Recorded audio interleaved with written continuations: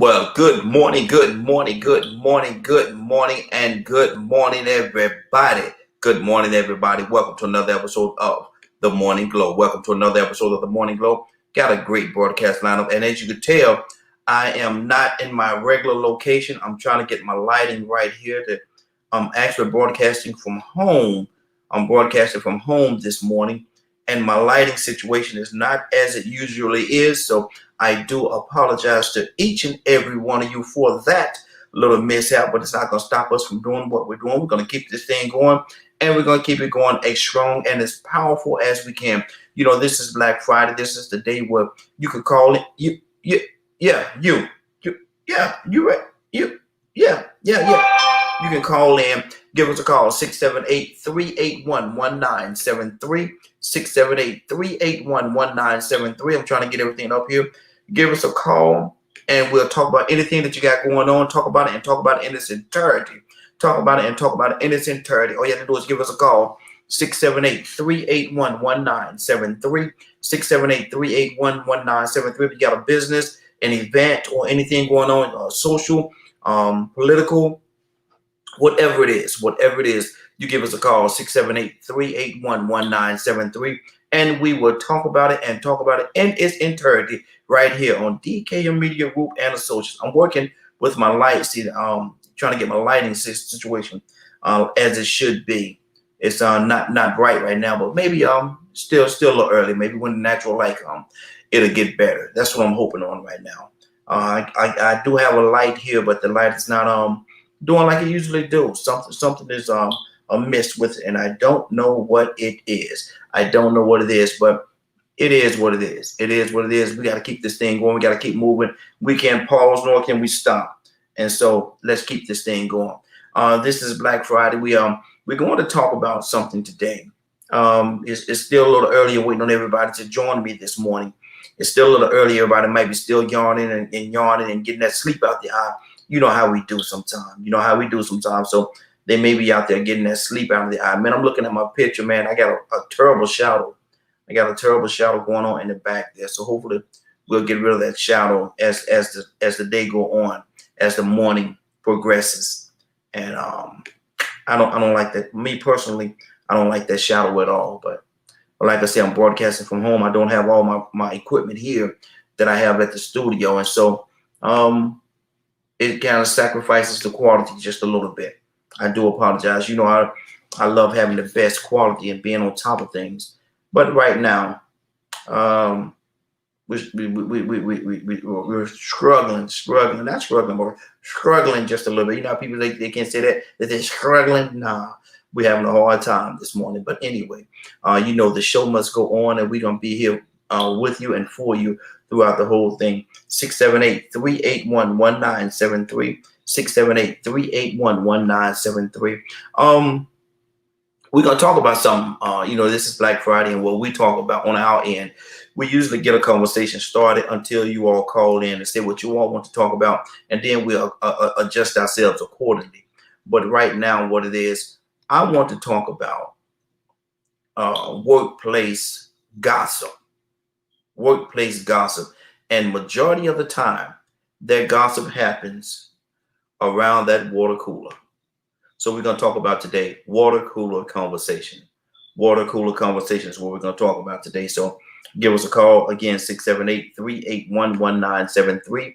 Give us a call, 678-381-1973. Give us a call, and we want to hear from you. Water cooler conversation. Are they good? Are they bad? Are they good for business? Is it a waste of time? Does it cause chaos in the workplace? 678-381-1973. Give us a call. We definitely love to hear from you. And we're waiting on you. Water cooler conversations. When people get around that water cooler, some of the conversation they have around that water cooler, is it good conversation, bad conversation, or is it just gossip and bad for business? Is it a waste of time? Does it destroy the productivity? And people, I see y'all just coming in. Well, I'm actually broadcasting from home today, so I'm sure you could tell that the quality isn't as good as normally it is. I'm not in the studio. I'm actually broadcasting from home, so bear with us with the look of things. We got a terrible shadow, and hopefully by the time the sun come up, The interior light will get rid of that shadow, and we won't have to worry about or deal with that. But I want you to give me a call, 678-381-1973, 678-381-1973. We're talking about water cooler conversations, those conversations that all you people that get around the water cooler, they get to talking. They don't want to drink no water. The water cooler is just a meeting place. It's just a meeting place, and they come together at that water cooler, sit at that water cooler, and get to talking and gossiping and telling everybody's business. It's all kind of things going on. And sometimes, they're not on a break. They're not on a break. They just create a break for themselves. And before you know it, they've been at that water cooler 5, 10, 15 minutes, 20 minutes, or whatever, talking about nothing, talking about things that has nothing to do with the workplace, has nothing to do with the workplace at all. So I want you all to give me a call and tell me what you think about this water cooler situation. 678-381-1973. Again, 678-381-1973. I've seen water cooler conversations lead to they almost lead to or almost to fights. Because they get into a conversation, and then the wrong person, the right person, it depends on your perspective and how you look at it, walk up in the midst of that conversation and woo, Nelly bar the door. Nelly bar the door because it's about to go down. Now you at work. The place where you go to make the money to pay your bills, keep your livelihood going. You at work, and sometimes people forget about the workplace. They forget they're at work. They forget all about that. That makes no difference at all. Only thing they remember, only thing they know is this joker talking about me. This joker putting my business out there. And because of the fact that they feel like this joker is talking about them, putting their business out there, now it's a fight. And now people got to come and break up your mess. Have to come and break up your mess because of the fact you got caught up in a situation that you shouldn't have been in the workplace. You got to understand now. You got to understand the workplace isn't a place for your foolery, but for your foolishness. And if you got a issue with somebody, you take care of it, but it don't have to be in the workplace. Don't have to be in the workplace at all. So, excuse me. I need you all to be real mindful about what you're doing and how you're conducting yourself, because if you're not careful, you'll find yourself in that unemployment line down there because of some foolishness, because of some stuff that you got into or you started participating in that you shouldn't have been a part of in anyway. Not anyway, but anyway. And so be careful with that water cooler. Be careful that water cooler has caused a lot of unemployment. Just say it like it is. That water cooler has caused a lot of unemployment and caused a lot of people to be unemployed because they get around that water cooler, and what they do. You know what they do. They get in there and they get the gossiping. Before you know, oh, did you hear what happened to Sarah? Oh boy, they hear Sarah and John going through something right now. Now you're telling Sarah and John's business at the workplace. I believe one of them or both of them cheated. Yeah, they cheated. I know. As a matter of fact, I really believe John cheated because I know this girl named Rebecca. I saw him coming out of her house. Now Rebecca, she got a reputation around the neighborhood. Rebecca, the kind of girl around the neighborhood where a lot of people know about Rebecca, know some things about Rebecca that they should know about Rebecca. Yeah. And John was coming out of her house. Now, John was Sarah. John and Sarah been together for a lot of years. A lot of years they've been together. And there you go. And then you got the other, no, John. And then they egging you on. And before you know it, you telling all business that you didn't want to tell no way, but this person done egged you on. You mean John? You saw John coming out of Rebecca's house? You got girl, yeah. She coming out of the house. It had to be about 10 o'clock, 11 o'clock at night. You find out. And then you go on, find out a couple of weeks later, you find out John and Rebecca are cousins.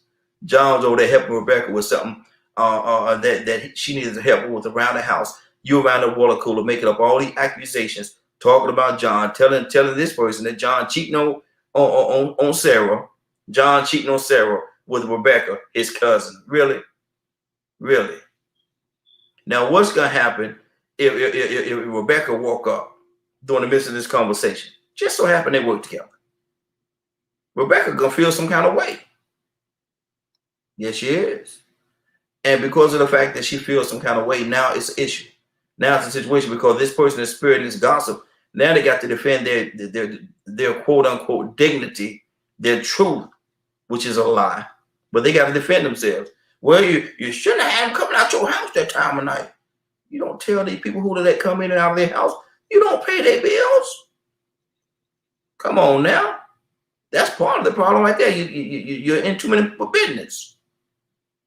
Donald Toussaint said all the time, he got 6 months to mind his own business and the other 6 months to stay out of other people's business. If everybody had that mindset, might be a better place. He said, I got 6 months to mind my own business and another 6 months to stay out of everybody else's. Think of how powerful that would be if everybody did that. That water cooler would be a boring place. It would be a real boring place. So you might want to think about that. You might want to think about that. Before I'm multitasking here, so y'all bear with me for a second. Y'all probably can hear me typing on the little thing here. But yeah, that's how that thing runs. Water cooler has caused a lot of people. And I see we got quite a few people that's tuning in. I apologize if the look, I'm actually broadcasting from home this morning. And so the look may not be, what's the topic? We're talking about water cooler. We're talking about water cooler conversations. And, you know, this is Black Friday. Laugh out loud. Yeah. And that's what it is. And a call on there here, 678-381-1973. 678-381-1973. This is Black Friday. And what we're talking about this morning, we're talking about water cooler, that water cooler moment. Let me see. We got caller. What's your name? Where you calling from? Hey, it's Toussaint. Hey, good morning, sir. How you doing this morning? Man, it's another day journey. Yes, sir. Yes, sir. You know, this is Black Friday, and I'm actually broadcasting from home this morning, and so my look is a little different. So I got a shadow on my screen, and everything, man, and because my lighting isn't like it usually is. It usually ain't like this, but I don't know what's going on this morning. I guess the earth done tilted or something. But we're talking about, huh? You got a shower cap on your head, you said? Yeah, I got a shower cap on. I got a jerry curl. I still got my old jerry curl, man. And you know, I can't get rid of that curl, man. that jerry curl ain't gonna never go out of style, bro. Yeah. Sometimes you gotta let it go, man. Every time I sit down, I leave a big wet spot on people's couch and everything, man. You know that jerry curl is, hey, that's the way to go, brother. Everywhere I go, I'm straight spraying that stuff on it. That's how you do it, brother. Okay. That's how you do it. That's how that works. Hey, all day long. Hey, all day long, twice on Friday. What the deal? Hey. It's time for us to do it twice. Exactly. Hey, we're talking about, man. We're talking about that water cooler conversations at work, water cooler conversations, and what happened is people get together, they gather around that water cooler, and before you know it, they're spreading people business, sometimes telling lies about people, and then because of the fact they get into this gossip around the water cooler, sometimes they stay there too long. They spread business, spread rumors, and that water cooler, if you're not careful, that water cooler could get you fired. Because you're there 15, 20 minutes. You ain't on no break. You're just supposed to go and get water. And then you and your buddy, y'all just happen to meet up at that water cooler and have that water cooler conversation. And before you know it, it's gone too far. I've seen that water cooler make people get into fights, man. Get into fights because of that water cooler. So what do you say about water cooler conversation, gossip in the workplace? Man, look, don't believe everything you hear. Mm-hmm. You can't. Mm-hmm. You notice that when in the workplace there is a news that goes around, even when they say, "And we're getting a raise," mm-hmm. or you heard about salad, they must be doing something. Yep. And, or his stuff is just I'm downloading as I think about it because. There's two type of conversation that goes on at the water cooler. Because remember when they had two water coolers, if you get what I'm saying. Uh-oh. Yes, sir. Yes, sir. They had two.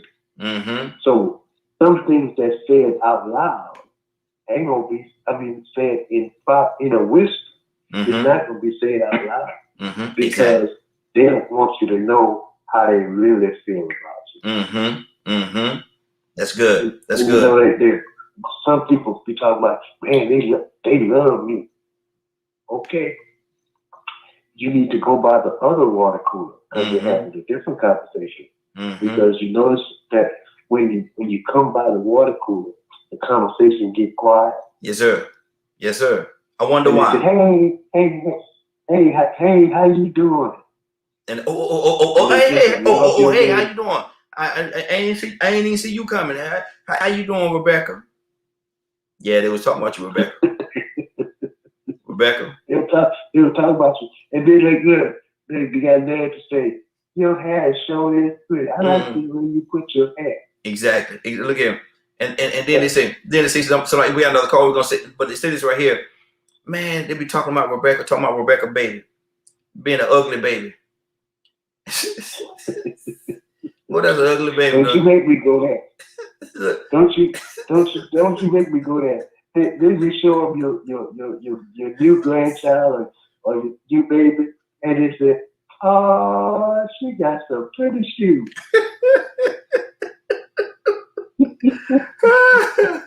That's all they can talk about is the shoes. Well, that's Rebecca got an ugly baby that boy. And they be talking about that baby. Man, look at that baby so dumb. Man, that's an ugly. Ain't no baby that look that ugly. That's an ugly baby. And and then you come in there. Ain't you supposed to look? You know they may try to be nice. Look, they say, you know they got some masks for babies.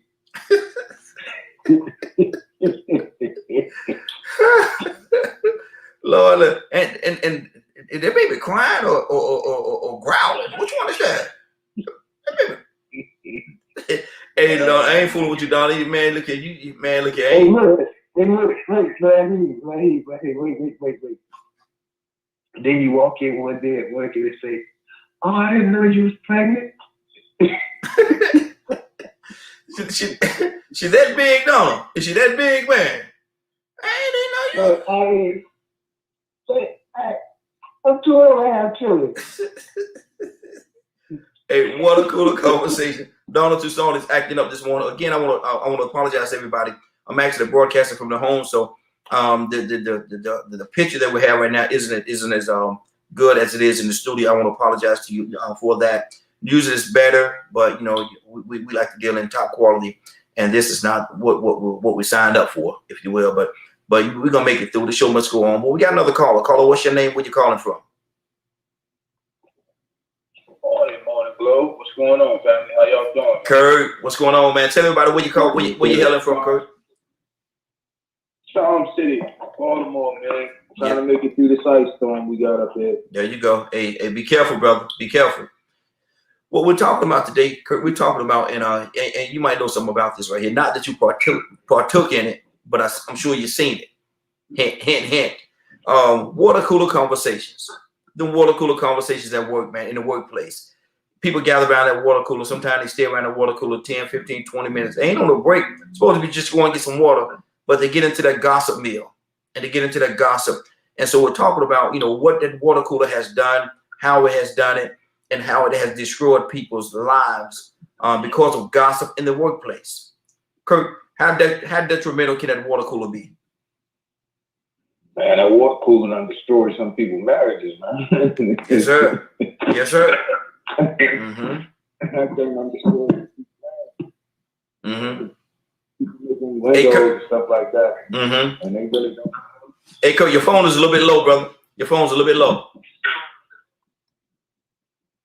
Yeah, I said, you know, that water cooler, man, you know, sometimes people gossip and, you know, the old rumor. The rumor is, what is it? The truth will take years to go around, but a lie can go around the world twice. Yes, sir. Before the truth get out the bed. Mm-hmm. You know what I mean? So, you know, that explains that water cooler, because Man, a lot of times, man, folks be at the water cooler, they be telling lies. Mm-hmm. Mm-hmm. Exactly. Exactly. You know what I mean? And see, are you still doing the Business Friday, right? yeah, Black Friday, yes. Well, I hope you don't mind, man. I got to do this, man. I got the plug. A young boy, Knowledge 3, man. He dropped a Apple Music song called Torn, man. I'm trying to tell y'all, it's fever. It's fever. He exercises demons on this one. It's fever. So if you can, go on Apple Music, look up Kid Knowledge 3. It's X, the word knowledge without the E. Replace the E with a 3. X, knowledge without the E. Replace the E with a 3. The song is called Torn. Okay. It's fever right here. I just got the call for the video. Okay. Cool beans. Yeah. You shoot the video? I'm gonna shoot the video, man. I'm gonna shoot it. I got to shoot that video because the song is so fever. I got to shoot it. Hey, send me something, brother. When you get it, send me something. Shoot it to me. All right. That's what I do, man. Man, stop. Now, Donald Toussaint, Curtis Donald Toussaint is clowning this morning. He talking about people's baby at the water cooler, man. Talking about how ugly the people's baby is, man. Now, is that appropriate conversation, Curtis, for the workplace? No, it ain't no good conversation. Can it lead to some fisticuffs? What'd you say right here? Can it lead to some fisticuffs? Oh, absolutely, without a doubt. Without a doubt. I've seen two girls like literally start throwing them hammers in the cubicle because they're water cooler. You know what I mean? Like it can go in at that, man. Man. Especially if you don't know what you're talking about. Exactly. So Donald Toussaint, why you gonna have them people fighting at the water cooler talking about people's baby, man? The worst thing about it is when they find out that the baby they've been looking at and they've been petting is their husband baby. But see, I'm gonna tell you something, Kurt. Donald Toussaint is slick. He's slick as Crisco. You heard him say it, man. He said that the baby that you've been petting, he called the baby a little puppy, man.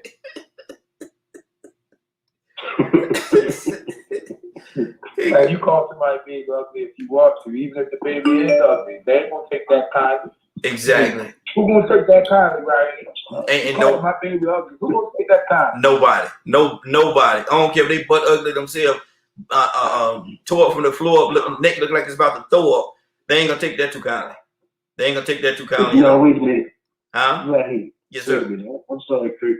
Now, some people now are mad at us already because they say ain't no ugly people. Well, they might not be ugly. It's the people that's not as attractive as the others in a very strong way. How about that? Okay. How about that, Kurt? How that's working out for you? Say that again. Some people. How that's working out? Kurt, he said ain't no such thing as ugly people. Kurt at work, man. So y'all bear with him for a second. Kurt at work too. But he said there's no ugly people, and I said there's some people that's and I'm gonna change it up a little bit, physically challenged in regards to the looks department. Listen, man, I ain't gonna with y'all this morning because I don't want to offend nobody that's ugly. You know what I'm saying? I remember a time I used to be an ugly kid. You know what I mean? And still to the day, I think that I'm ugly now. But man, listen, man, I am not co-signing with y'all, man. Y'all ain't gonna get me in the dog. No. Everybody looks marvelous. Absolutely beautiful. Of course. What is ugly to me, if y'all really want to know what's ugly to me, is how all these women gonna go get their face chopped up and they look like the doggone doctor got a thing for anime cats. Lord, But they all look like a cat off the anime. Hold on. How you go and get plastic surgery to make yourself look better, and you come out looking just like old girl across the street? Look, y'all twins. Look here, Lil Kim. I didn't say Lil Kim out loud. I didn't say that out loud. Y'all excuse me. I didn't say Lil Kim out loud. We got a caller. What's your name? Where you calling from? Yeah. What the world? I don't know who that is, but when they falling right in with us. They falling right in with us. Caller, what's your name? Where you calling from?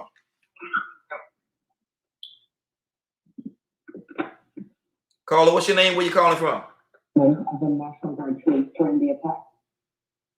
That's this our room and Brother Pete. I tried to call in, he wouldn't let me in, so Harun three-wayed us in. So if it's 404 you, that's Brother Harun. Yes, sir. Yes, sir. Good. Harun, what's going on, brother? How you doing this morning?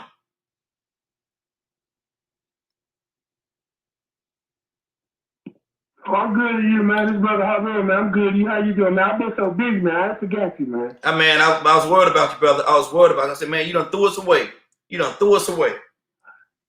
I know. I just wanted to get out here, just like you say, beauty and all that stuff. I here to get out here and work, man. I like, now, if I'm going to work with you, I want to make sure I got something for you to do that's real. Something I'm not playing with. There you go. Like I was getting on some of the brothers, man. They like, man, they tell me, you forgot us, bro. No, I forgot us, bro. I'm not the crush no more. Mm-hmm. I did an interview yesterday with developers, and I told them in the interview, I'm there, we're going to make the neighborhood beautiful. How you going to make the neighborhood beautiful when you build on something and you got people that can't even pay it right now? Mm-hmm. So how you going to make money when you make it beautiful your way? Mm-hmm. Beautiful don't come because you have a 20-story building over on the west side. Come on. Exactly. And that's the problem. That's what everybody understands. That's what everybody get messed up there. Oh, yeah, we're going to make it beautiful. Atlanta's already beautiful because we here. But we got to learn to fix it up ourselves and start waiting on somebody to help us. Mm-hmm. And like I told them, we don't need nobody to save us. We got to save ourselves. Exactly. Man, we got a conversation. This is Black Friday. We got a conversation going on this morning. And I apologize. I'm actually broadcasting from the home. So my look is totally different this morning. Hopefully when the sun come up and gets to shining, it's going to cast away that shadow and all kind of mess we got going on. But y'all bear with us. We just seeing the true color. We ain't trying to hear all that. We just seeing the true color. My man. Hey, Brother Pete, I'm going to come to you and I'm going to ask you the question, man. I'm going to ask you the question this morning. This is Black Friday, and we're talking about business. And our conversation today is workplace gossip, water cooler conversations. Now, a lot of times people get around that water cooler and get to talking, and before you know it, they saying stuff that they ain't got no business saying, talking about stuff they ain't got no business talking about, and it can lead to a fight in the workplace. So how detrimental can that water cooler be to the workplace, to production in the workplace, and people's lives as a whole? What do you say to that? Yeah, well, most companies have their mission statement and they have their rules. Horseplay is usually one that's pretty universal. Mm-hmm. They speak against horseplay, and more sophisticated companies speak against fraternization. But the pillow talking, we call that pillow talking, mm-hmm. and the just random gossip. Yeah, that keeps up a lot of mess. The office politics, mm-hmm. It keeps up a lot of mess. It can keep up a lot of mess. But then, that's going to go back to management and the structure and the systematic organization that they have created in the atmosphere that they create and tolerate. If you're lax, then you'll have those things. People have human nature, mm-hmm. So they're just going to do some things.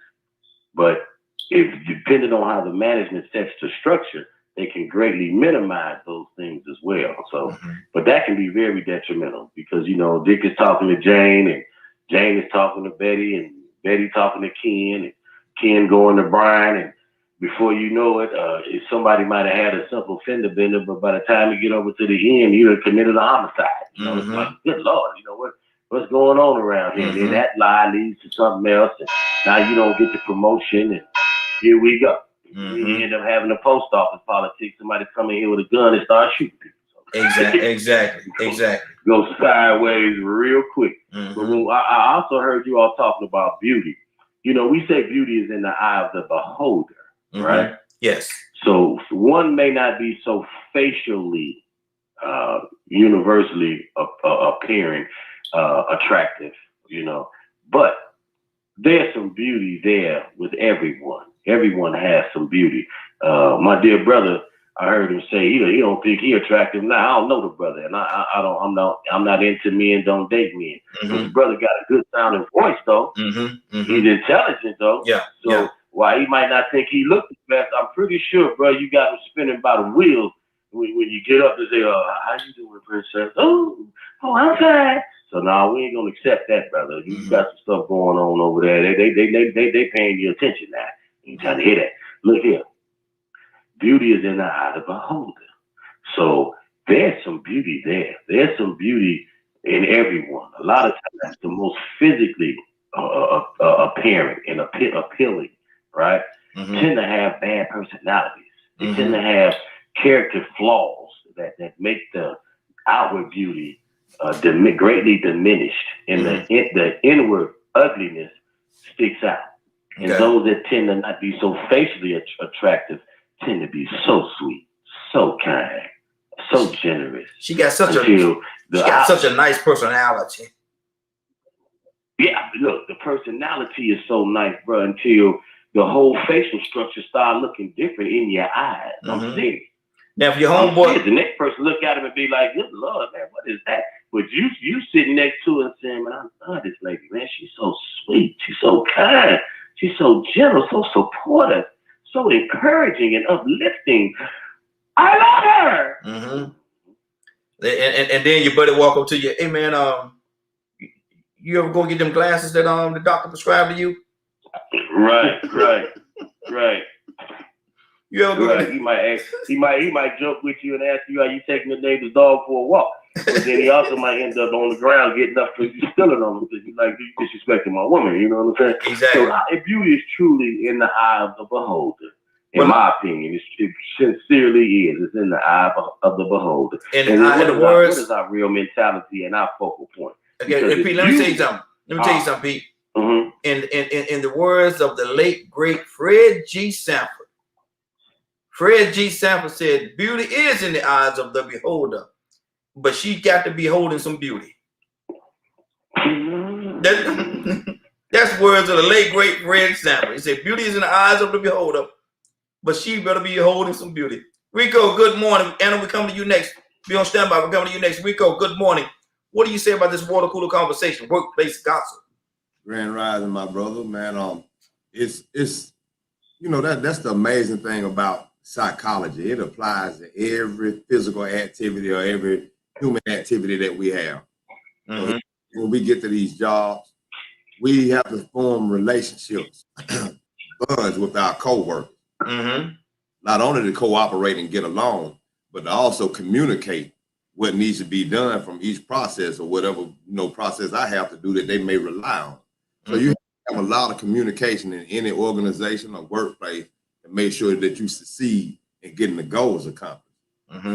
For what you communicate with these people and cooperating, you building a bond. They call it teamwork. So in the process of building a bond, you start talking about seeing what you got in common, seeing what y'all like about each other. Just so y'all can feel that bond. But then the thing is if you haven't been brought up right, you've been brought up in sort of a chaotic, I don't want to say neglectful environment, but people just didn't spend the right amount of time influencing you on teaching you how to focus. Because one thing is that some people do have to be taught to focus. Yeah. Learn how to focus, then you can learn how to discern or separate when there's a time and a place for certain things. On the line and say, okay, now this conversation is going left field. Yeah. So go to work sometime and you work with people that don't talk to nobody unless it got something to do with their job. During the conversation in the football, they draw the line right there because the minute you open up and let somebody cross the line talking about football, then they're going to talk about women. Then they start talking about strip clubs. Then they're going to start talking about women in the area that you know about. Well, do y'all know alike?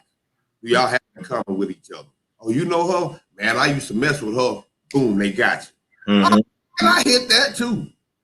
Man, and before you know it, you're hanging out, you're drinking beers, and now you got an outside the workplace relationship.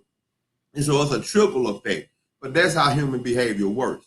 So, really and truly, for those people that go to jobs and don't know how to just concentrate on the task at hand, it would probably benefit the employers to rotate employees every day. Mm-hmm. Mm-hmm. Rotate everybody, put everybody in different positions and train them in different positions. That way they can't get comfortable. Yeah. They'll have a bond and they'll know each other good enough to communicate during the job. But to spend 8 hours or 10 hours or 12 hours next to somebody, they taking breaks with them, good and bad. Look, you're going to have a closer relationship with them than the person that you married. And you spend a lot more quality time with them than your family members. You got to be very careful not to get comfortable, because we want to be comfortable and relaxed at work to the point to where we feel good about being there. Conversations may tend to make us comfortable and relaxed because we're talking about something that's taking our mind off this hard job. So, that can cause some problems. You start talking about tech managers messing with the payroll lady. Yeah. You start talking about anything, and the thing about it is when people see that you change certain conversations, and they'll open that door up. They'll test you just to see how far you'll go. I'm gonna see if he's gonna talk about drinking. I wonder if he drank. I bet you. Yeah, I know he had to take a drug test. I bet he do some kind of drug. Hold on, Rico. We got some background noise coming from somebody's line. Mute your phone lines, everybody, so we don't have that background noise going on. All right, go ahead, Rico. So, it gets to a point where people start trying to pick you. And then you have workplace cliques. On like high school, before you know it, you got a clique of people that they think they're supposed to get all the new women that come in, or you got a clique of women that think they're supposed to get all the new guys, and the new guys coming out unsuspecting, just naive. Like I did that once before, went to the job naive. Well, I didn't even get to the job because the woman that was during the hiring told me that I was going to be fresh meat. They were going to eat me alive. And you go to an interview and you want to put on your best impression. And I ain't got a problem going on putting on my best impression. I'll kill you at an interview. So I said all the best things. You would have thought I was interviewing to be a preacher. Oh, I just want to make me some money and go home and take care of my children and build my family and get me a picket fence and this and that. I got a newborn son on the way. I'm just trying to do right. That woman just said, shook her head. She said, She said, young man, I was like 19 at the time. She said, young man, I'm going to go ahead and tell you. I was trying to get on in the chicken plant. So I'm going to tell you, young man, they're going to eat you alive. You ain't going to make it. Say that. I'm thinking I'm doing a good job to get the interview. She said, you too nice. She said, them people up in that street, she said, they're going to eat you alive. She said, you handsome, you young. She said, oh, man, she said, them young women and them old women going to run through you. She said, I'm sorry, but I ain't going to be able to let you get in there and get this job. I interviewed for another plant in another city, the same plant in another city, and I knew then to go in there with a different mentality. Well, then I put on the best suit and tie you could think of. Yes, I want to just concentrate on my job and go home and do it. Oh no, son, they gonna eat you alive because these women up in here, they some sharks. She's not gonna release you. She's not gonna release you to the wolves. I ain't gonna release you. And it was like that. I went to the other chicken plant and it was the same way. And I held on for a while. I already knew how the distraction can go when you start entertaining certain conversations. Just as soon as somebody came in out that I knew, and I started playing cards with people at break, before you know it, everybody turned into a big family. And then we started getting too personal before you started having interactions that were good and bad, sexual fights. You know, I had to break up a lot of fights and a lot of cheating. And he say she, oh man, terrible, messy. Good deal, good deal. Let me go to Anna. Good morning, young lady. How you doing this morning? Good morning. I'm doing good. I couldn't stream in until I had my morning coffee. I was like, no, y'all gonna have to wait a minute. I gotta have my coffee. Well, good. It's good to have you here, sister. And we're talking about workplace gossip, the water cooler conversations. Now, Anna, how detrimental could that be to the production of work, to the people involved? How terrible can that be? You get into them workplace water cooler moments. So I was very fortunate. As you guys know, at a very young age, I elevated very quick in retail, and was up on the top of management. Um, I have always said it. I don't tolerate it. I don't do the groups at work. None of it. Like, in fact, I'm usually at work. If you guys were to meet me at work and not in this type of platform, I'm very quiet. I don't say much. I take care of business and I clock out. If I do hear something, I tell them to tell them the person to their face, and that's it. You know what I'm saying? Because that, it can destroy lives. Yeah. It can destroy your payroll that comes into your household. It can just, the groups, the cliques. I've never, look, since I was in school, I've always been very independent, just do my own thing. You hear from me, you don't, it's just who I am. I've never liked that, never liked, the this and that, because it is what it is. You know what I'm saying? And you're always going to find it. You're always going to have women that gossip. You're always going to have relationships that go on that, but the problem is, and this is what I tell people, even everyday life, where does the gossip stop? Does it stop with you, or do you keep talking about it, or keep adding fuel to the fire to go ahead and make it worse for the next person, or make that relationship to where whatever the case may be? Because in the workplace, there's so many things that could happen. And I mean,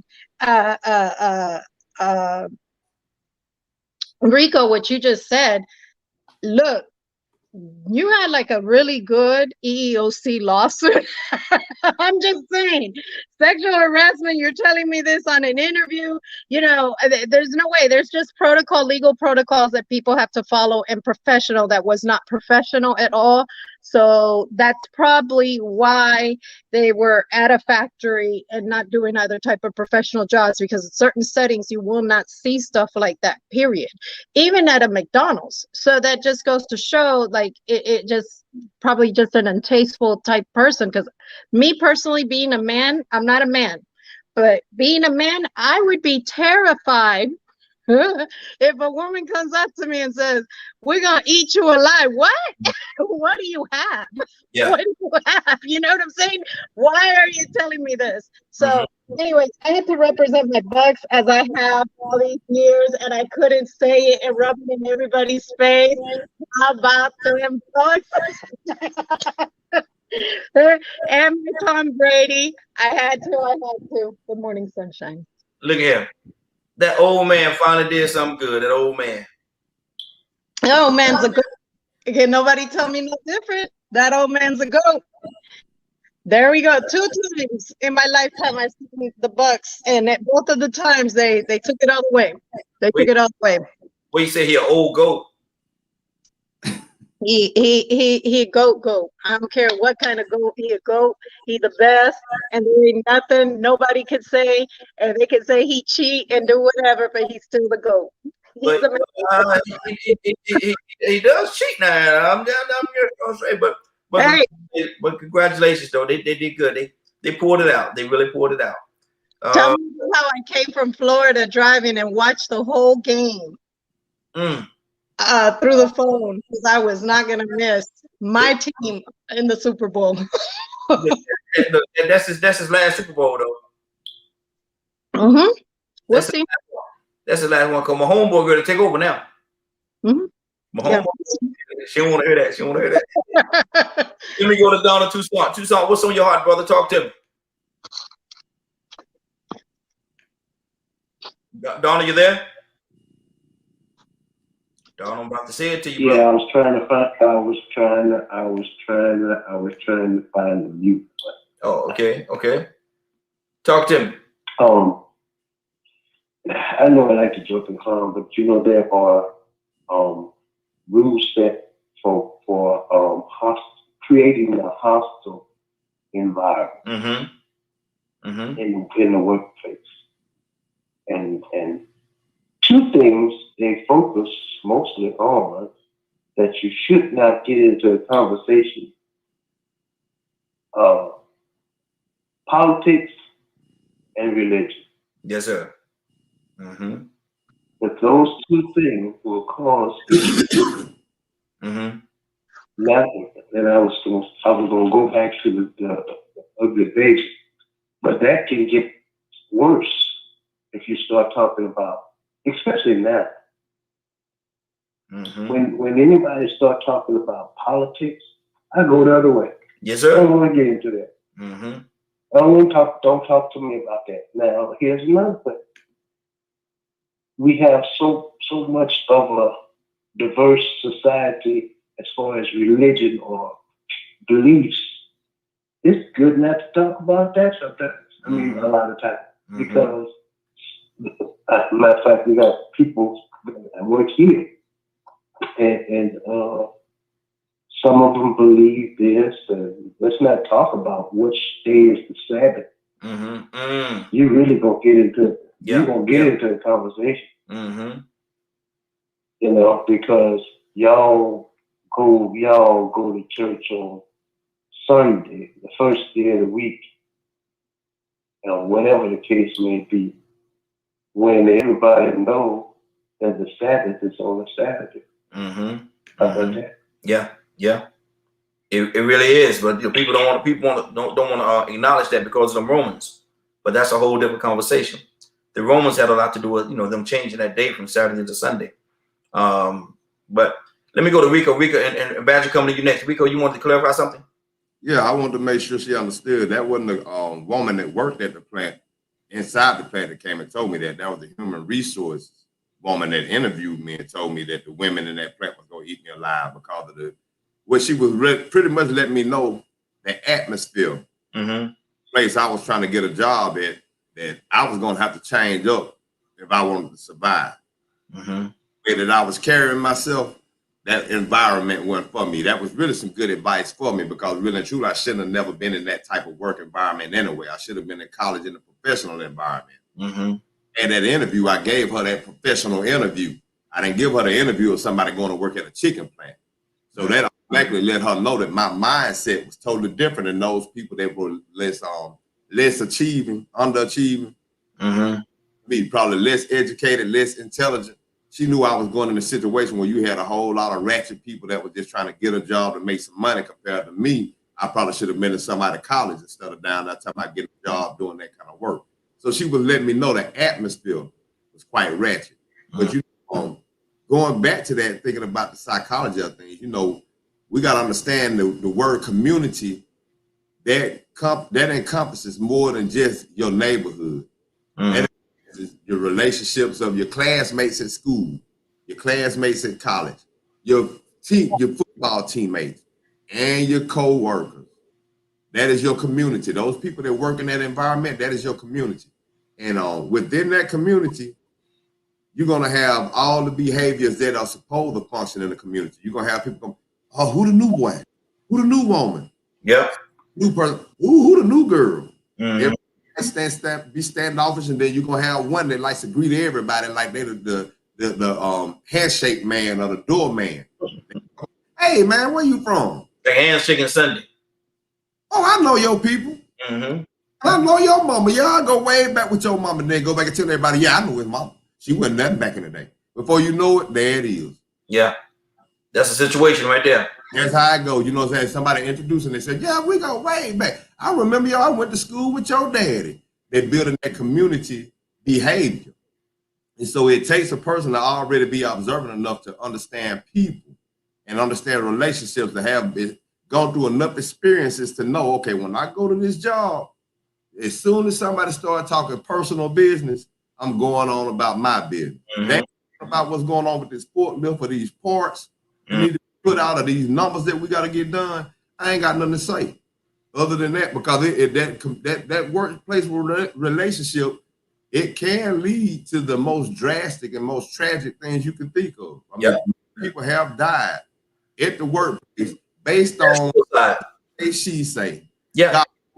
And it accumulates to, sometimes they're not even no lies. It might be truth. Might be two men with the same woman, and they clash heads at the job. Yep. Room. Yeah. Exactly. Badger, good morning, sir. How you doing this morning? Good. How are y'all? Hey, doing good. We're talking about workplace gossip, water cooler moments, when you're at that water cooler, get into conversations, and then it might go in a way that you don't want it to go in, and you find yourself the center of controversy, chaos, and all kind of mess. What do you say to that? I really didn't get involved in it very much at all. Mm-hmm. Most of them, when they'd start bringing it up to me, I'm like, all right, what you do wrong? Mm-hmm. So, you know, man, third shift Walmart, the overnighters. Mm-hmm. That is a whole different breed of people. Mm-hmm. And I did overnight for a while, and there ain't no boundaries there. None. Any topic you could possibly think of, it would happen.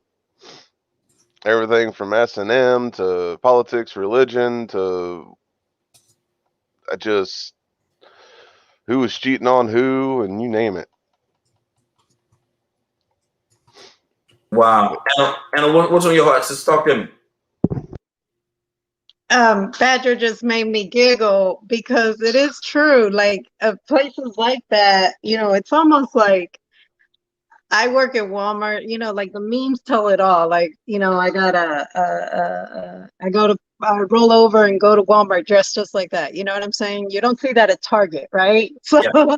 I'm sure in Target they have more what they call microscope managing, where they're like, if you do it, you're going to be fired, period. You know, there's just certain things they just don't care, and don't care enough about it. It's not a career, it's just a check.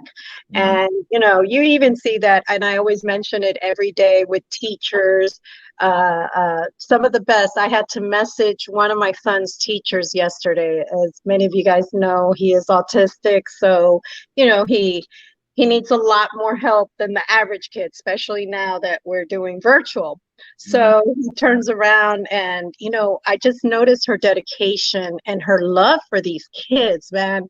And I just messaged her around noon, and I said, a text message, I said, you know, this is just a quick message to let you know I see you.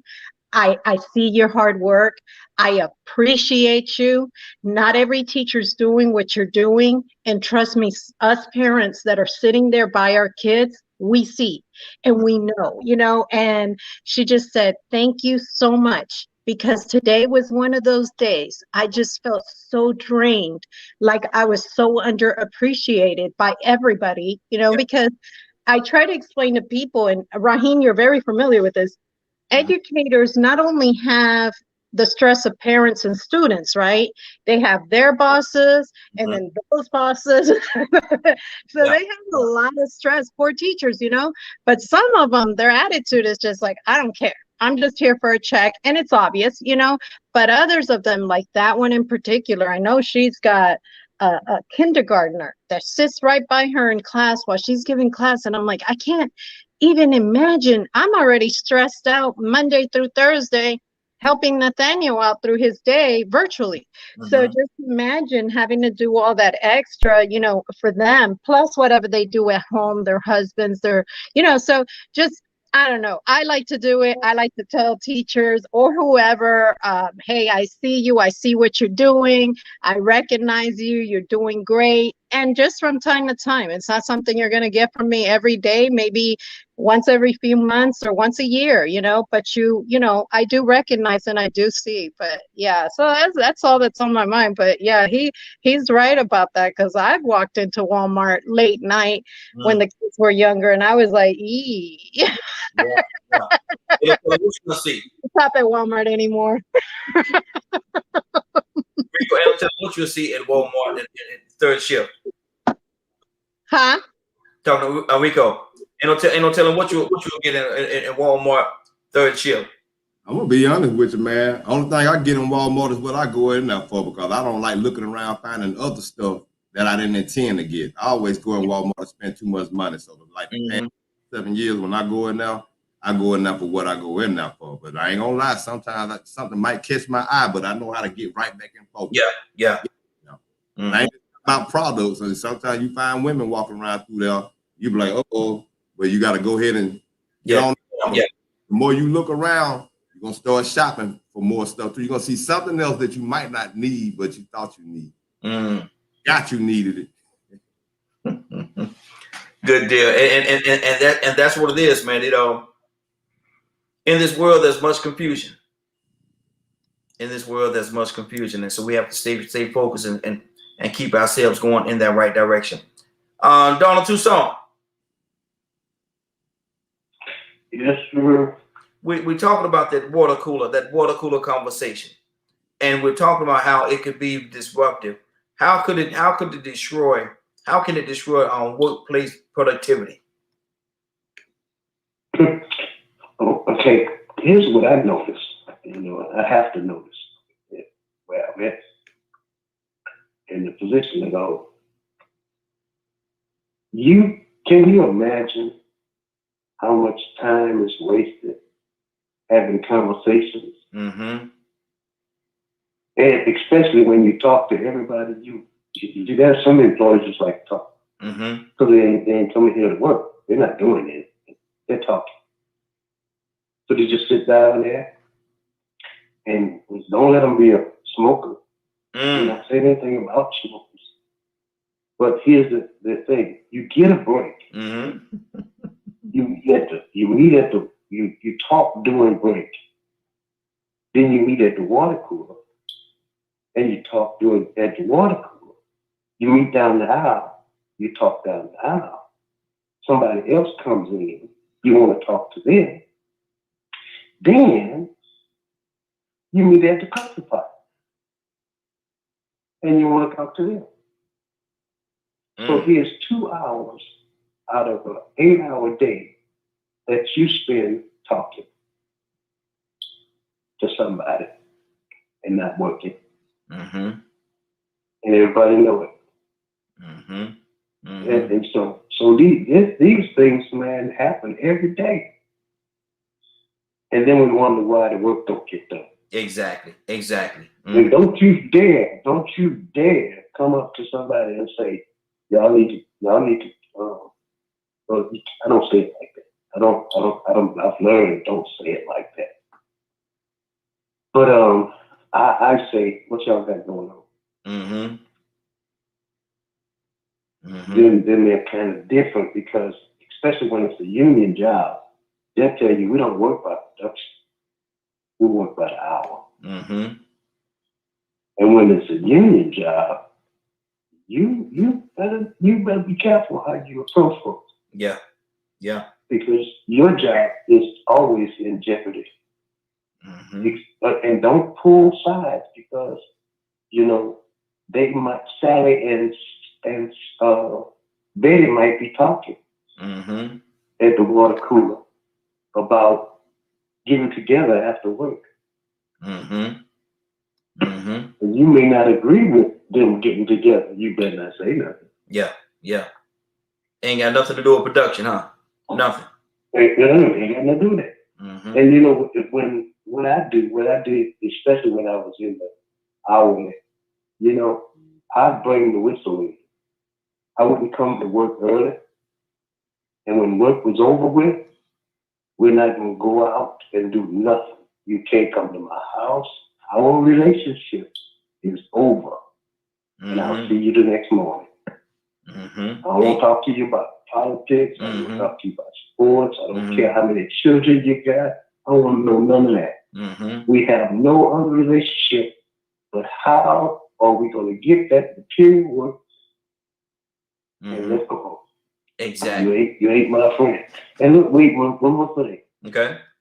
Then you find out that you got a work wife or a work friend. Oh, I can hear my wife now. I wish you would come here talking about you got a work wife. I wish you would come in here talking about you got a work wife. You got to get this for your work wife. Your who? Negro? and let me go to Anna. Ask you this question. In the medical field, because you worked in the medical field for a second. Yes. How them smoke breaks and all the other little water cooler moments and stuff like that. I mean, how do you get around that? Because people are gonna try. They're gonna try to take those extra little breaks They're gonna try to go out there and smoke a cigarette in the middle of the day, 2 or 3 times a day, 3 or 4 times a day, or what have you. What do you say to that? So,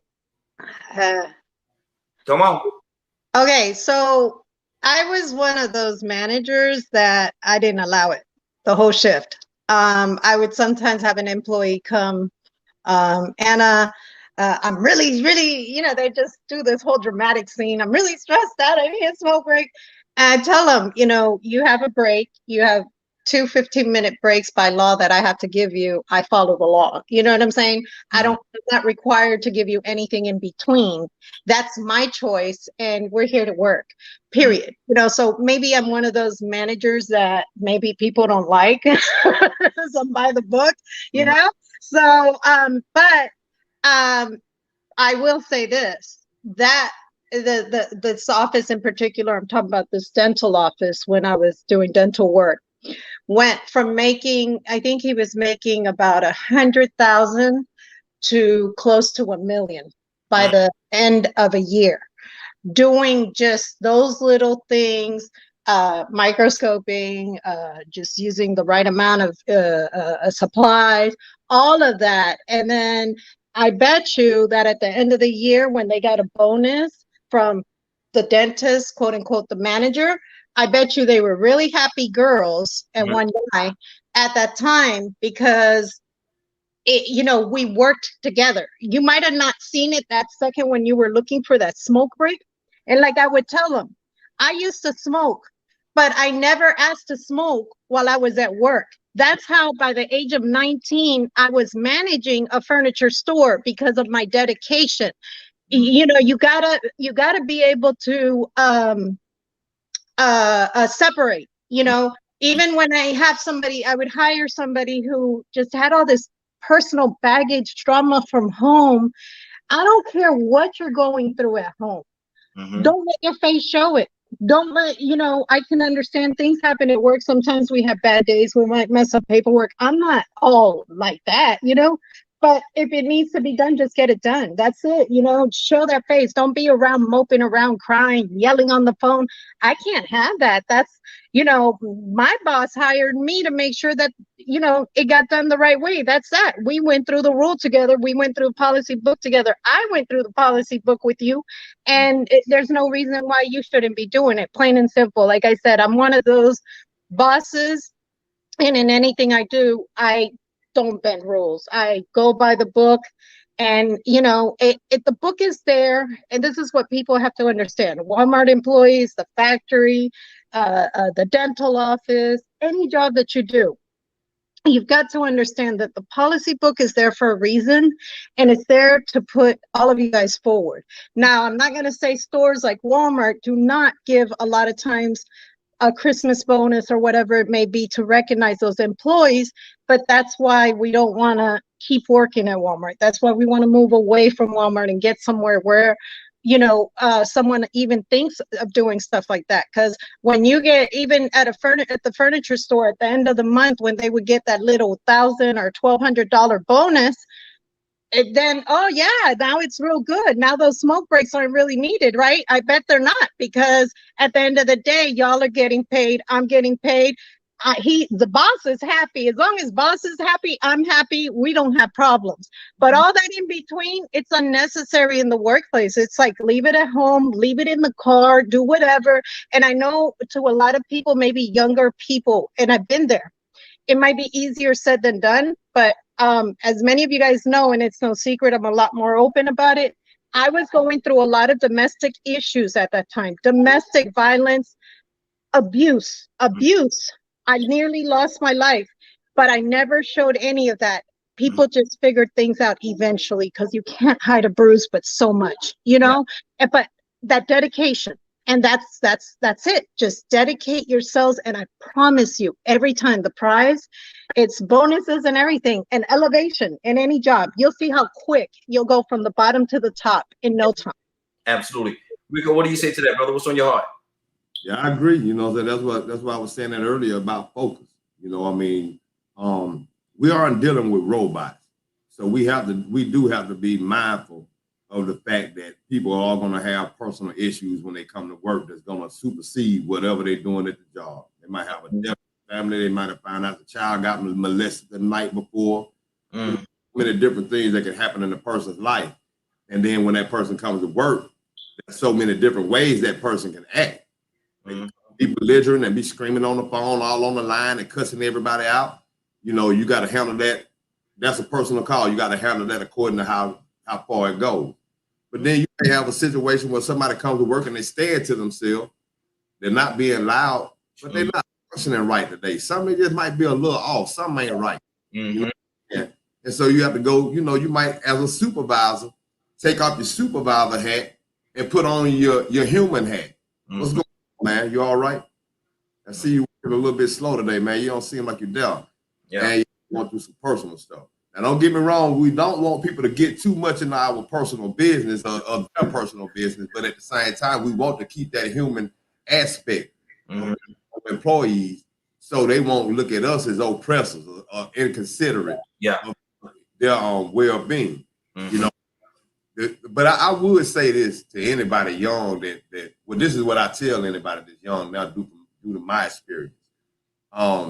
It's pretty much going to be inevitable for you to go to work and not communicate with people. You're gonna have to communicate with people, your coworkers. Yeah. But draw the line once you hit that clock. You hit that clock, it's get back to family time, or it's get back to you time. The worst mistake you can do is getting together and start having drinks after work, shucking and jiving, shooting the breeze, gambling, because I ain't gonna even lie. Like I said, we took on most jobs I go to.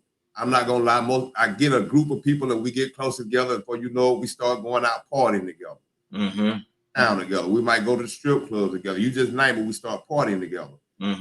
By little, outside interferences start coming in, and then you start seeing division. He say, she say, all that different stuff. So you have to really know ahead of time the ripple effect of when you open in Pandora's box. So when they say you cross that line, sometimes you cross a line, then you put another line to be crossed that makes it a little easier to cross that next line because you say, well, you know what? It ain't too bad. I done came out here and worked and I done made a whole bunch of friends. And now when I get off work, when I go home, I'm going to tell my old lady, baby, I'll be back. Me and some of the fellas getting together, we're going to play Tonka. We're going to play poker. Now I'm going to play poker, play Tonka. Now we headed to the strip club. Baby, I'll be back. I'm going to play Tonka. I'm going to play poker. I'm going to see something else. You get what I'm saying? So it's a trend, and it can be distractive. It can take away from your family unit when you start giving those people you work with. Like I said, you're giving them more of your time anyway, anywhere from 6 to 12 hours of your day. You to them. So to take away from your family unit time and give them more time, man, you opening up a door that you might not be able to close. Now, what happened, Badger, when it ended up, you and your boys end up coming to your house playing the video games, and before you know it, 3, 4, 5 hours have gone by. You and the boys in the room or in the living room, whatever, playing the video game, and your wife, your significant other, she's just sitting there. What is she supposed to do? Where's her time? Where's her quality time?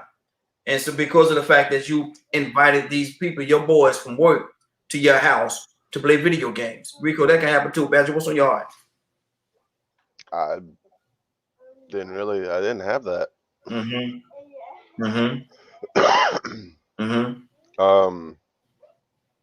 Didn't really invite anybody over. That's more of my wife's thing. Yeah. Okay. So, like one of the things I was thinking about the work wife thing, and me and my friend, we both were very happy with the. I was perfectly fine with my wife. We didn't want to have no drama or anything, so we actually talked to our significant others and went, me and him's going to pretend that we're a couple at work just so people leave us alone. So we would say crazy things and just act the fool, and we'd get the job done and stuff, but people left us alone. Yeah. They honestly thought that we went home together and everything, and we'd laugh so hard about it because to us we were just having fun, but we just didn't want to be pulled into all those politics and drama and stuff. So we had fun. So it's, you know, and some people are like, well, you trick people and all this other stuff. And I'm like, well, no one actually asked us if we were. They just assumed because of how we joked around. Exactly. I'm trying to get my light right here, but I tell you. So they're like, wait, what do you mean? I'm like, if someone would have asked you, you would have told them you weren't? Yeah, because there's no reason to lie about it. It's just people assume, they don't ask. Exactly. Good deal. Rico, what do you say to that, man? Work wife. It's dangerous, man. I mean, it sound innocent, but to me, you know what I'm saying, even though, well, I'll take that back. To me, it doesn't sound innocent. It doesn't sound innocent, but society has been so lack on word I'm trying to think of, man. That's the school. Yeah, so you know, they lenient on word usage. Mm-hmm. Mm-hmm. You know, use them as substitutes. When really truly this is just a co-worker. She's just a female co-worker. Mm-hmm. She's a female co-worker that you work next to for 8 or 10 hours. Yeah. Y'all spend this kind of time together and y'all have formed some type of bond. Maybe y'all do talk about things that you shouldn't talk about, that the other people shouldn't know about. But that shouldn't be considered your workplace wife. That should just be your co-worker that works next to you. Yeah. Yeah. Putting that energy in the air and other people are saying it can be a rumor or it can spark some energy. Y'all might start looking at each other like, oh, do I look at you like a husband? I mean, you know, that is, and I know simple-minded people that does that. And so, you know, we also, like I said, we always have to keep remembering the human aspect of things. Yeah. You know, I said in the chat where Anna said that about we are required to mention any personal business. No, didn't nobody say the boss man would be requiring him to tell him what's going on. But the human side of that person probably is going to tell that supervisor, man, last night, man, I had an issue. Man, I'm gonna give you a prime example. I was pouring iron in a foundry, and me and one of the plant managers, the plant superintendents, we got pretty close after we had to, you know, finally get it worked out and realized that we were both human. I didn't care what his title was, and I wasn't gonna respect him because his title, I was gonna respect him as a man, but I was gonna make him respect me the same way. So finally, we built a respectful relationship. And one day I was working, man, and you could see it in my face. I just wasn't, you know, I didn't have that glow about myself that day. Yeah. He came to me, he was like, man, you all right, man? You down and out, man? I was like, man, I said, I'm just going through something, man. I said, I had a long night last night, man. He's like, well, you know, you gonna be able to put it together? I said, yeah. And I volunteered to tell him what it was because it was on my heart that heavy. He didn't require it. And that's when I told him, look, man, my homeboy, well, actually my homeboy's sister, she used to do my hair, but she was like my sister too. She died on the job and I had to go to work a few hours later. And so, you know, while I was at the job, you know, she was doing pretty much the same type of job I was doing at another plant. This was the woman I had just finished talking to a few hours before that happened to her. You get what I'm saying? So I was like, man, I can't believe this. I just spent the whole weekend with her whole family. We kicking and having these conversations, and now she gone. I'm at work trying to cope, but I ain't been asleep. Required for me to tell them that, but the human side of me had to let that out because that's what was on my mind. Yeah. See, I tell what you say about going to a job and sticking to the rules and this and that. When you have a situation that goes on as a human being and it weighs on your compassion, it weighs on your emotion. Sometimes you're gonna open up and tell that supervisor, you're gonna tell that coworker, man, I just walked in on my wife cheating on me last night. You might try to hold it in as long as you can, and you can't call out for nothing like that. Yeah, yeah. You know what I'm saying? So I mean, you know, that's just the human side of things, man. You know, it's a real thin line, you know, that you have to go through it on the work site, you know, but there's some of the things that we go through. Everybody goes through it, you know. Absolutely. That person that can keep that kind of stuff inside and not put that out there, that's a strong individual, and it does happen. It's rare. It's very rare. Let me go to Anna. Anna, what do you say about work husband, work wives? Because a lot of times people don't know how to draw that line. They don't know how to separate. And before you know it, they start thinking that the work husband or that work wife should get the actual benefits of a husband and a wife, and they cross lines. So I'll tell you guys, a lot of times when you work in the medical field, which would be the best example, anything in the medical field, right? A lot of times the doctor, woman or man, always says it's almost like you're married.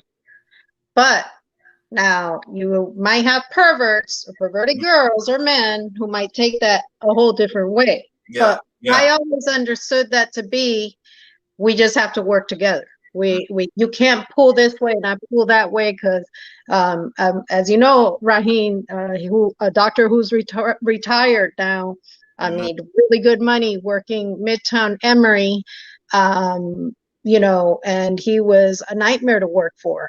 And you know, there was no partnering like that. So I understand that to a certain extent.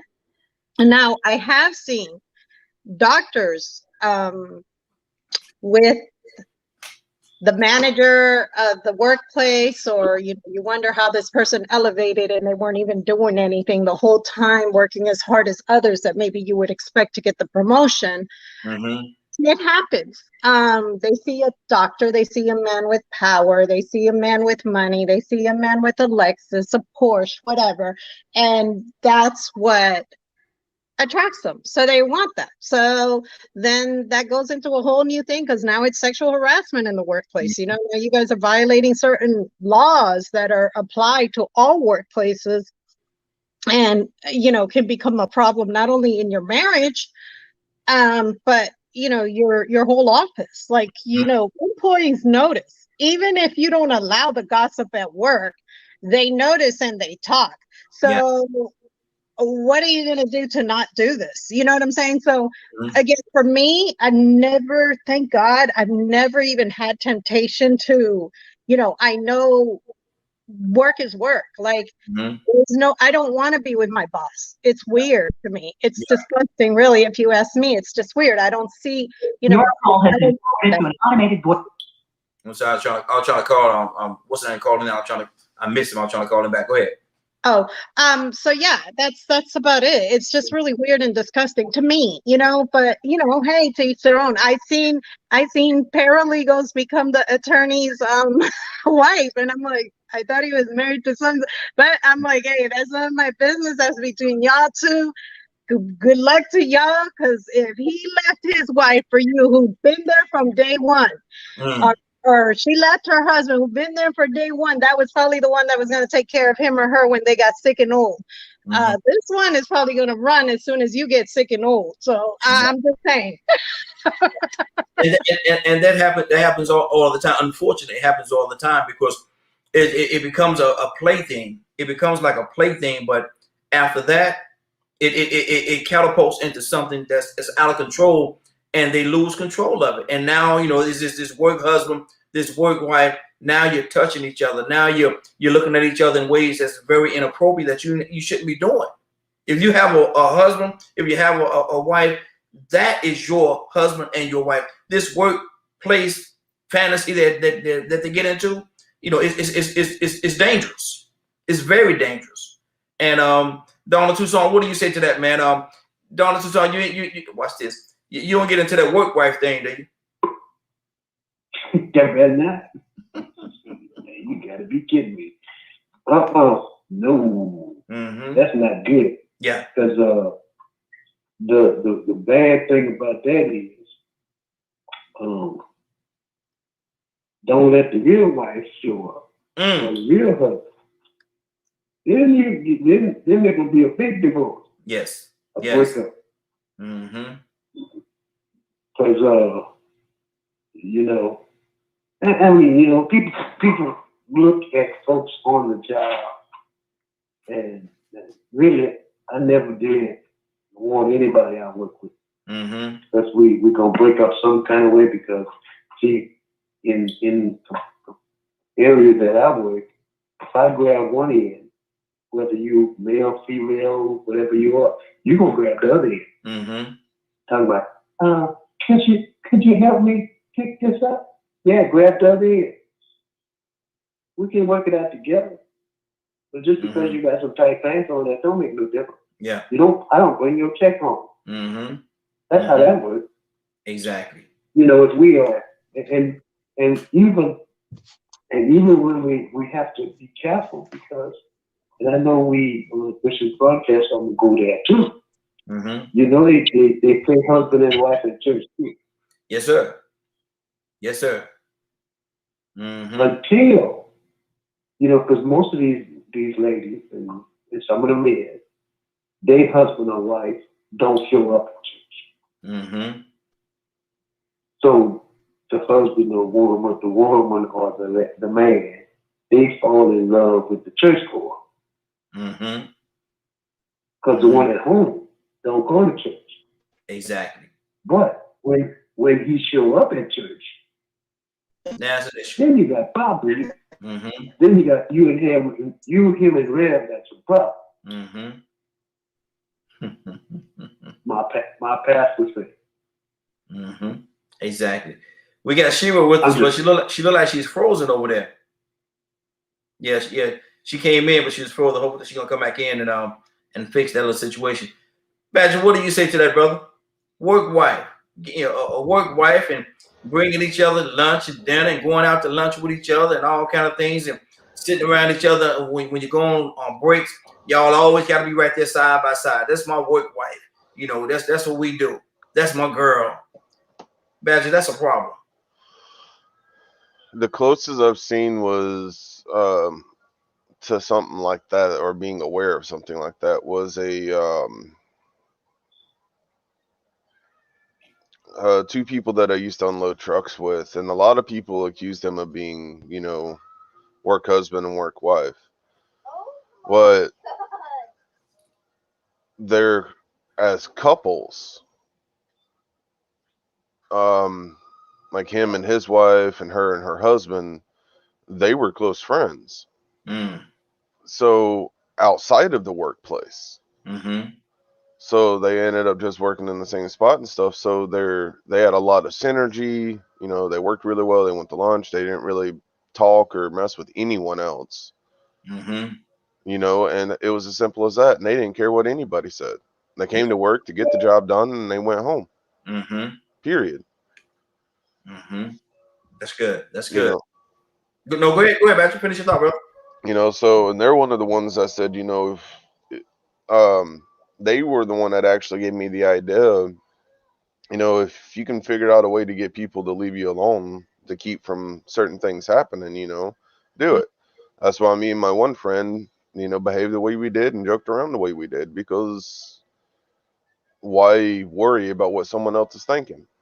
That's not my problem. That's theirs.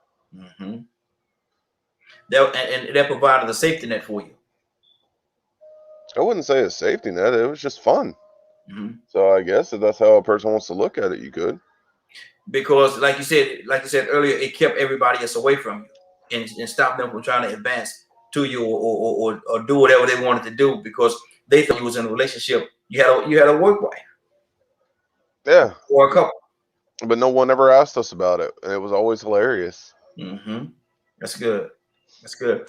We got another caller from the 318 area code. 318 area code. What's your name and where you calling from?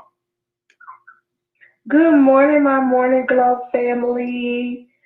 This is Shira. Shira, I saw you trying to come in. Something going on with your computer? Well, we don't have any lights right now. We're going through this winter storm. Okay. Yeah, because I saw you came in and you were frozen.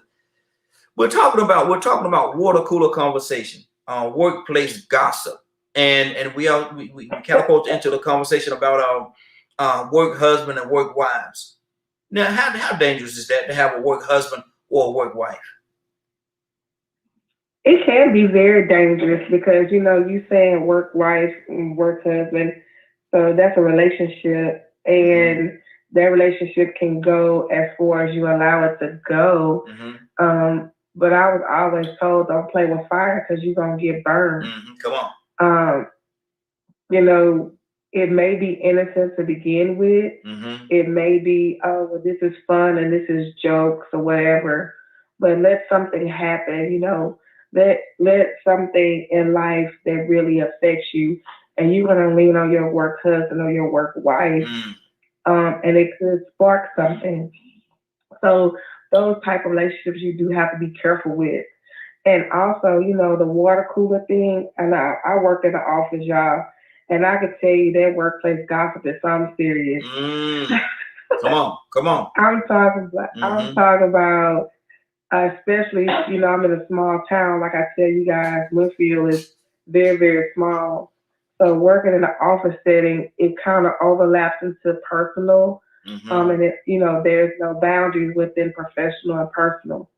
So a lot of times, my supervisor and the CEO often like to get in my business, and I have to draw the line and like, wait a minute, this is a professional place.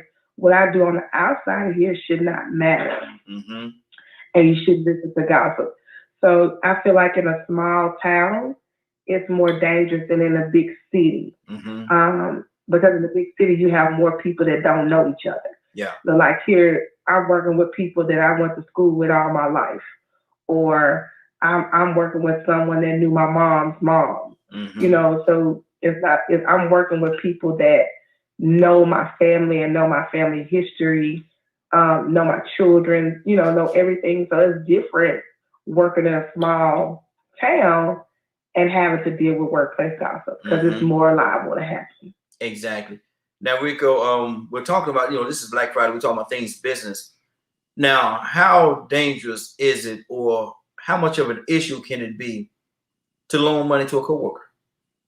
Oh man, that could be an issue loaning money to anybody that doesn't have, I'm gonna say, good ethics, paying back money or paying bills. Period. If somebody's bad with money, you know, they got to live check to check. I'll say get a check 1 week, get paid weekly. If they get paid Thursday, by Saturday they were broke. They were broke because they paid bills. They were broke because they like to get out there and have a good time. Yeah. And do their thing. And they had this mindset, well, I get another check Thursday. Hey, I'm gonna hold me $100 till Thursday, but that $100 don't hold till Thursday because you're still trying to do all the other stuff that you did the weekend. You want to keep drinking, smoking, then you got to put gas in your car. You got to, you know, but it's that all this goes back to focus.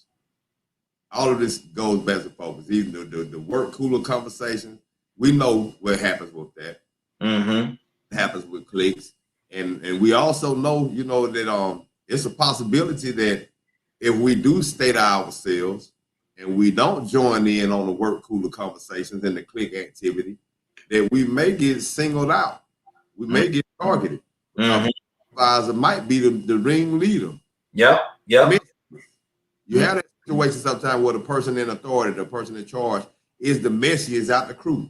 Somebody that he hires man, come on in, man. We got it good over here, man. We like family over here. Oh, man, you get to know everybody, man. We get together and barbecue on the weekend, or man, on Friday we all bring potluck dinner. We bring I ain't bringing no dish. Yeah. I sit down and say, we ain't gonna do this. This is work. It's given.